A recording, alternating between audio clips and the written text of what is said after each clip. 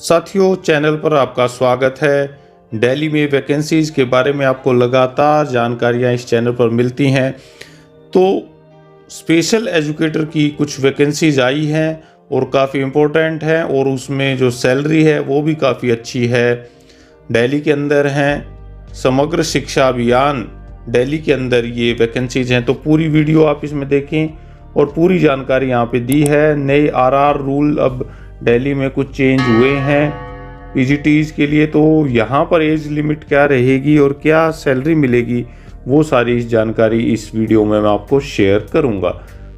तो चैनल को सब्सक्राइब करें और वीडियो को अपने ग्रुप्स में ज़रूर शेयर करें। तो दिल्ली देखिए, समग्र शिक्षा अभियान जो है एक इंटीग्रेटेड हो गया है, जिसमें आरएमएस से राष्ट्रीय माध्यमिक शिक्षा अभियान है, टीचर एजुकेशन है और एसएसए, उन तीनों को मिलाकर के ये समग्र शिक्षा अभियान 2018 में बनाया गया, जिसमें कि सेंटर का रोल ज़्यादा रहता है और स्टेट और सेंटर को मिलाकर के ये काम करता है।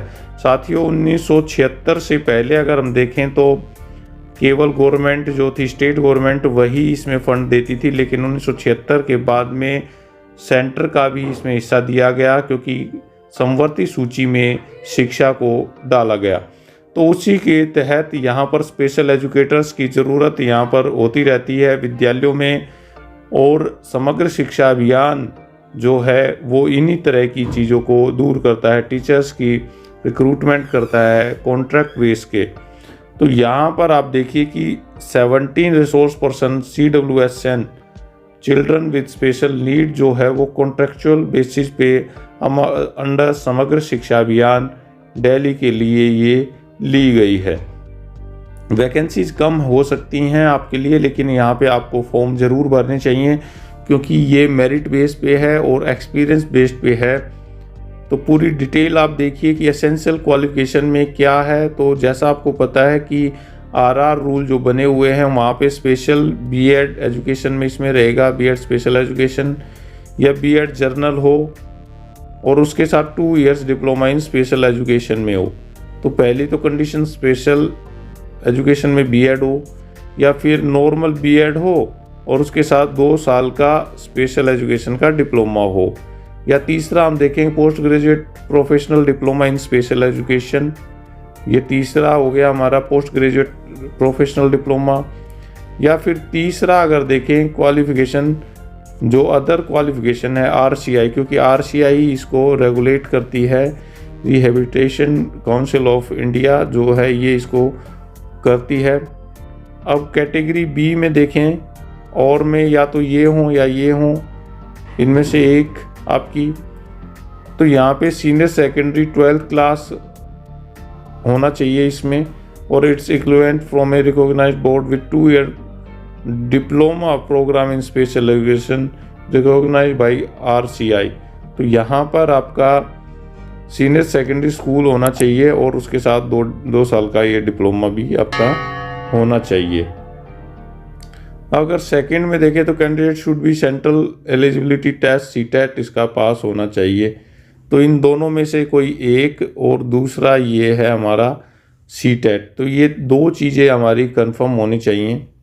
अब लास्ट डेट है, तो एज लिमिट हम देख लेते हैं कि एज लिमिट है तो जनरल कैंडिडेट्स के लिए 30 ईयर्स है और फीमेल के लिए 40 ईयर्स है। ये रिलैक्सेशन दी गई है। यहाँ पे कुछ रिलैक्सेशन SC ST OBC के लिए भी है। तो SC ST के लिए 5 साल, OBC के लिए 3 साल, PH के लिए 10 साल। ये हमारी एज रिलैक्सेशन का इसमें रहेगा। तो आप देखिए कि आपका कहाँ पर आपका आया हुआ है इसमें, अगर आप एलिजिबल हैं या नहीं हैं। समग्र शिक्षा अभियान के जो कैंडिडेट्स हैं वो लगातार चलते ही रहते हैं, और उनकी पहले भी कई बार देखा गया है कि SSA को मर्ज करके फिर गेस्ट टीचर में मर्ज कर दिया गया, या फिर उनको कंटिन्यू चलाया गया, और उनका पर डे का सैलरी नहीं है। यहाँ पे ये बात ध्यान देने की है कि पर डे की सैलरी यहाँ पर नहीं है। तो reservation as per NCT of Delhi का रहेगा। अब इसका कार्यकाल होगा 31 मार्च 2023 तक इसका कार्यकाल होगा, क्योंकि आपको पता है कि कोई भी वैकेंसी होती है उसका एक ड्यूरेशन देना पड़ता है, टेन्योर देना पड़ता है। तो ये भी है, लेकिन आगे ये एक्सटेंड होती रहती हैं। सैलरी काफ़ी अच्छी है। अगर हम कंपेयर करें कि गेस्ट टीचर से, जो कि पर डे के उनकी सैलरी 20-22 हज़ार के करीब मिलती है, यहाँ पर सैलरी हमारी 45,224 कंसोलिडेट बनेगी। अब मोड ऑफ सिलेक्शन इसके क्या रहेगा, तो मेरिट लिस्ट से ये होगा और ऑनलाइन फॉर्म आपको भरना पड़ेगा। तो ऑनलाइन फॉर्म आपको भरना है और मेरिट से इसको आपको देखना है। तो 10वीं 12वीं बीएड आदि सारे जो भी हैं आपके, उन सभी के अकॉर्डिंग आपके वहाँ पे मार्क्स लगेंगे। हम देख लेते हैं कि मार्क्स कैसे दिया जाएगा। तो 10वीं क्लास के मार्क्स को 10% की वेटेज है, 12वीं के 15 और वेटेज ग्रेजुएशन 20। अगर ए और बी कैटेगरी के अकॉर्डिंग यहाँ पे अलग अलग हो जाएगी। जो हमारी 2 कैटेगरी ऊपर मैंने बताई थी उसके अकॉर्डिंग ये टोटल 100 मार्क्स का ये आपका बनाया जाएगा।